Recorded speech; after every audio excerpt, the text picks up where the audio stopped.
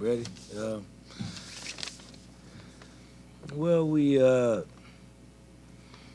I thought we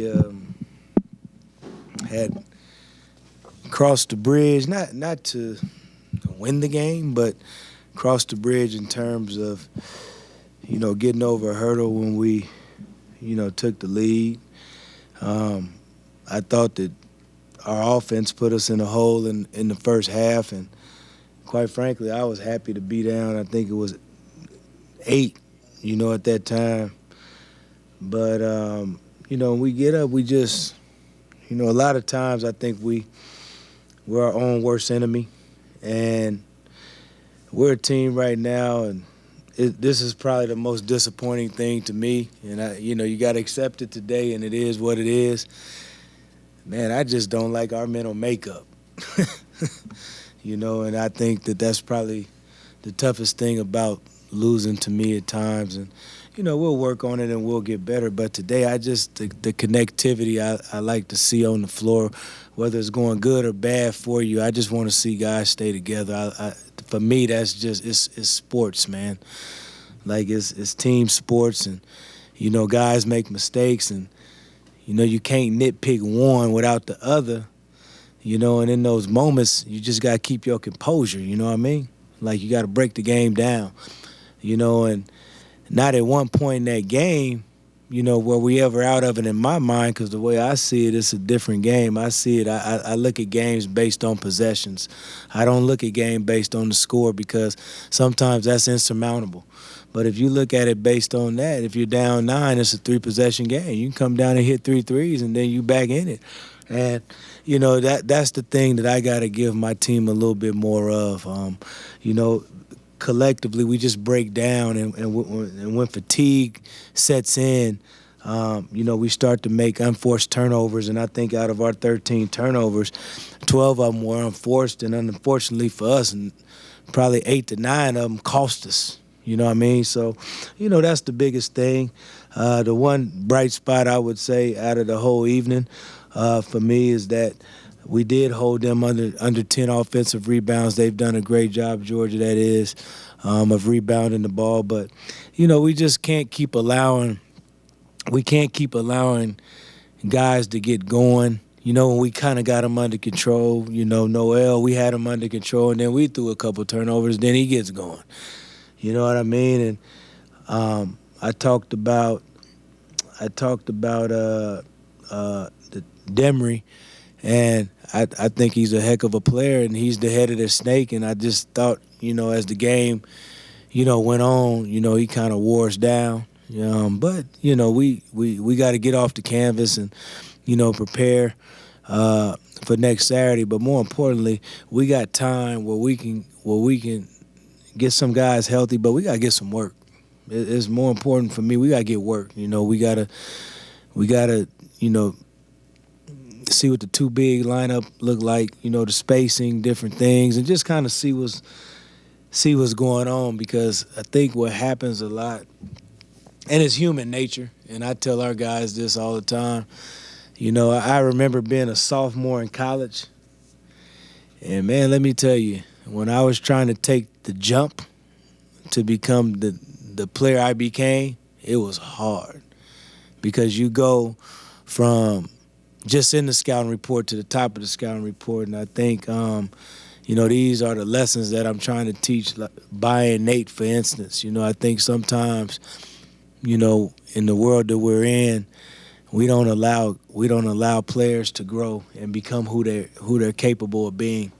And it's like most people always say, Coach, when did you leave school? Did you leave? You left school early. No, I stayed 4 years. Like, you know what I mean? So I wasn't that player. And quite frankly, the start of my sophomore year, I didn't think I was going to be that player the way I was playing. But, by the end of my sophomore year, it was like that didn't matter. And I think that happened to them. But they got to figure it out in their head. But then me and the rest of the staff got to help them figure it out so they continue to have continued growth as players. And I think that once we get that and we see a little more consistency from them, I think that makes us a better team.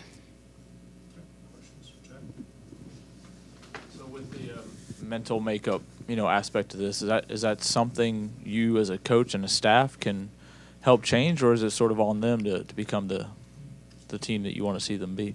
No, it's on all of us, and listen, you don't your mental and your approach. It has to do with a lot of things, but the biggest thing is, number one, it's a mindset. Obviously, I always say this. I have a saying: just don't let fatigue break you down. When fatigue breaks you down, it don't matter. So I think collectively, there's enough guys in that room where we can get that right. And then the guys that are a little bit better, in terms of absorbing and recovering faster, you can help those other guys. But sometimes what happens is the communication isn't there. And on-floor communication is what you need if you're going to be successful as a team, because individually it doesn't matter. If you have a strong personality, it can rub off on the team. But if you don't have a strong personality, sometimes that doesn't rub off on the team. And so, it's continued maturation, it's continued growth, man. Look, it's not. It wasn't going to happen overnight. And I think that for me, that's the biggest thing. I think we need to be sped up that way. The game doesn't always show up for me in the numbers. I think that. Being a mentally tough player, being a smart player, I think sometimes that supersedes everything. It seems like Bai's had some issues finishing in a couple of games, and in the first half, that was a huge struggle for you guys. You had a lot of point-blank looks where it just didn't go in or putbacks, and also struggling on the glass tonight. Kind of what are you seeing with his game? And it seemed like in the second half he was a little better, but was just not getting a lot of touches at that point either. I mean, there's within what it is, there's way more positive than negative. And, I think you have the old adage, and I'm going to live by this, as the father, I can talk about the kids, but can't nobody else talk about them. So, I look here and I see a guy that, although we lost one of the games, he had 2 double-doubles. And then tonight he didn't play the way he's capable of playing. But I think he set a standard for himself. So the standard for himself is not the same. And so that, for me, is more so you kind of answered my question. You kind of answered what I meant by the mental, by the approach. And so it's him having to watch more film, him having to lock in more, him not taking possessions off and doing different things. I see a lot of encouragement in it. It's hard to see it at times when you're still taking L's, but 6 for 6 from the free throw line. Yes, he has the finish at the rim. I think we all know that. But I think that he'll be fine. And again, the critique of him, the beauty of who he is as a player, he tells me every single day, Coach, I want you to coach me hard. I've never been coached this way. You nitpick the little things, and so, it's not like he's not trying to get better. And he will. We're 4 games in. He has a lot of pride, and I know that he'll get to work and do the things he needs to do to be the player he wants to be.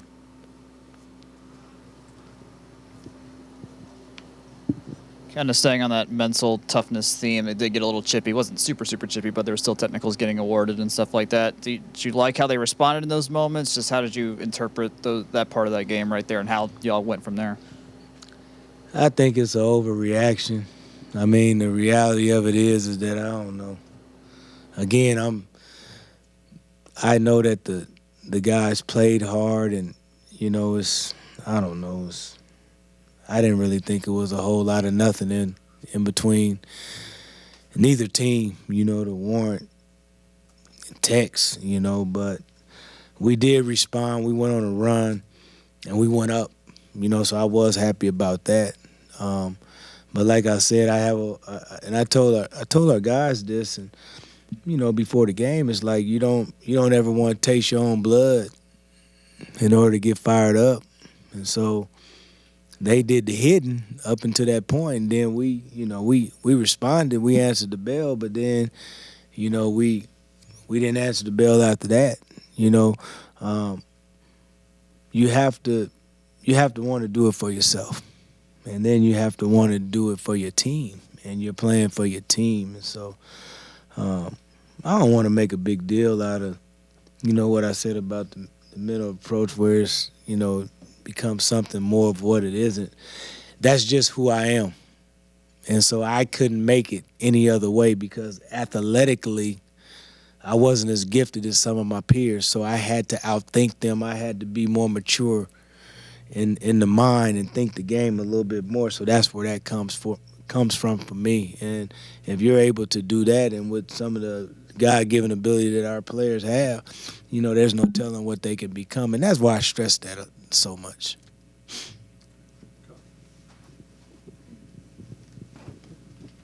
I think we're seeing Dorian kind of grow up quickly. Obviously, it's a lot for freshmen to come in and play the post like that. I thought he played pretty well tonight, other than the free throw shooting piece of it. But what are you seeing from him and that growth and getting these early minutes and having to play a bigger role and kind of seeing him adjust to it?